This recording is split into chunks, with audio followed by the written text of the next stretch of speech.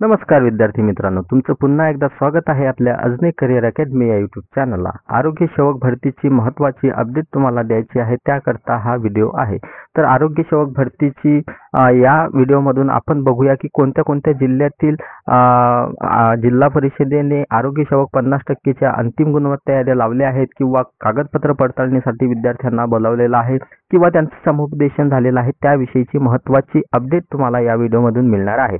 तर व्हिडिओच्या सुरुवातीलाच तुम्हाला सांगतो की तुमच्या जिल्ह्याची जर तुम्हाला अपडेट वेळेवरती हवी असेल तर कमेंट बॉक्समध्ये तुमचा जिल्हा आवर्जून मेन्शन करा। म्हणजे ज्या जिल्ह्याचे जास्तीत जास्त कमेंट्स येतील त्या जिल्ह्यात आपण काय करू, त्या जिल्ह्यावरती प्रोसिजर नेमकी कुठपर्यंत आली त्याच्यावरती एक व्हिडिओ बनवण्याचा प्रयत्न करू। आणि शक्यतोवर ऑथेंटिकेट व्हिडिओ असणार आहे आपला। तुम्हालाही माहिती जी खरी असेल तीच तुमच्यापर्यंत पोहोचवल्या जाईल। याच्या व्यतिरिक्त फेकाफाकीचे कामं आपल्या यूट्यूब चॅनलवरून केल्या जाणार नाहीत।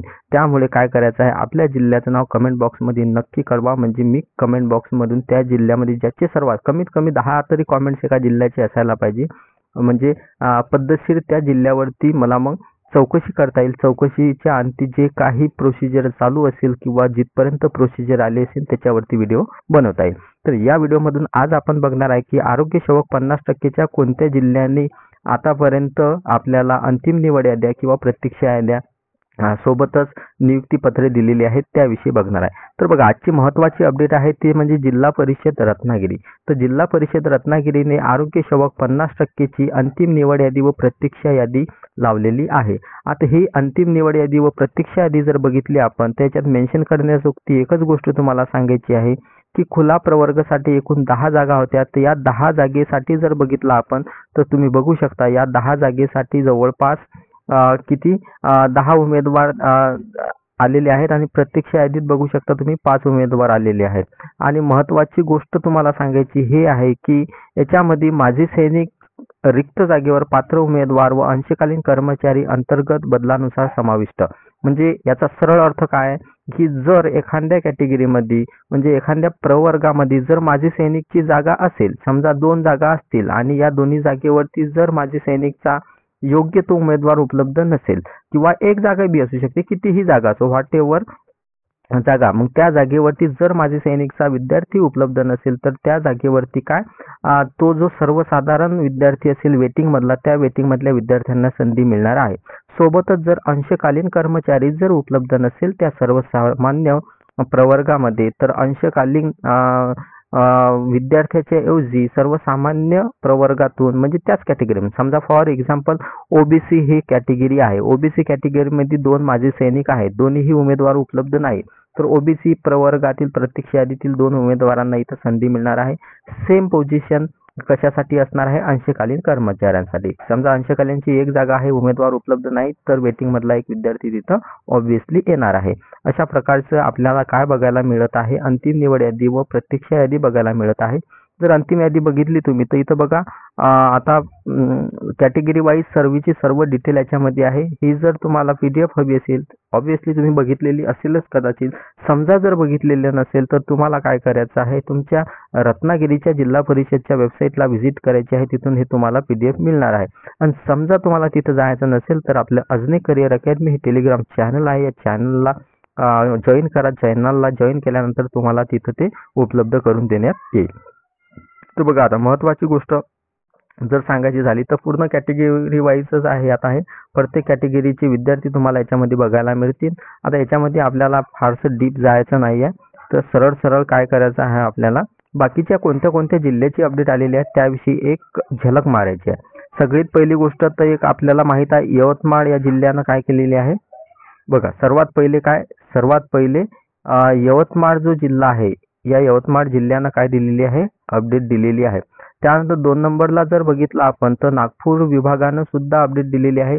यवतमाळचं डॉक्युमेंट व्हेरिफिकेशन झालेलं आहे, त्यांची नियुक्ती सुद्धा झालेली आहे। नागपूर विभागाने सुद्धा आज विद्यार्थ्यांना समुपदेशनासाठी बोलावलं होतं आणि त्यांना सुद्धा जॉईनिंग दिलेली आहे। त्यानंतर जर सांगायचं झालं तर महत्त्वाची अपडेट पुणे विभागानं सुद्धा डॉक्युमेंट व्हेरिफिकेशनसाठी विद्यार्थ्यांना बोलावलेले आहे। त्यानंतर अजून महत्त्वाची गोष्ट, सोलापूर जिल्ह्याने सुद्धा त्यांची अंतिम निवड यादी व प्रतीक्षा यादी लावलेली आहे। त्यानंतर जळगाव विभागाने सुद्धा लावलेली आहे, हे आपल्याला बघायला मिळते। सोबतच जर बघितलं आपण तर अहिल्यानगर जिल्हा अहिल्यानगर जर जिल्हा बघितला आपण तर या अहिल्यानगर जिल्ह्यामधले सुद्धा काय डॉक्युमेंट व्हेरिफिकेशनसाठी विद्यार्थ्यांना बोलवण्यात येत आहे. म्हणजे एकंदरीत जर सांगायचं झालं तर सर्व जिल्हा परिषदेची कामं हळूहळू सुरू आहेत. आता महत्त्वाची गोष्ट ते सांगायची, आता बाकीच्या जिल्ह्यांची अपडेट जर सांगायची झाली तर बाकीच्या जिल्ह्यांचे सुद्धा कार्य हे युद्ध पातळीवर सुरू आहे. परंतु काही अडचणी असतात, त्या अडचणीचा सामना करत असताना थोडासा वेळ कदाचित लागू शकत असतो. त्यामुळे निवांत राहा. येत्या काही दिवसामध्ये तुम्हाला सुद्धा तुमच्या जिल्ह्याची अपडेट मिळणारच आहे. आणि चॅनलला सबस्क्राईब केलं नसेल तर चॅनलला सबस्क्राईब केल्यानंतर बेल आयकॉनला दाबा, म्हणजे अपडेट येताबरोबर तुम्हाला ते नोटिफिकेशन लगेच मिळणार आहे. कारण की अपडेट आल्यानंतर मी लगेच व्हिडिओ बनवण्याचा प्रयत्न करतच असतो.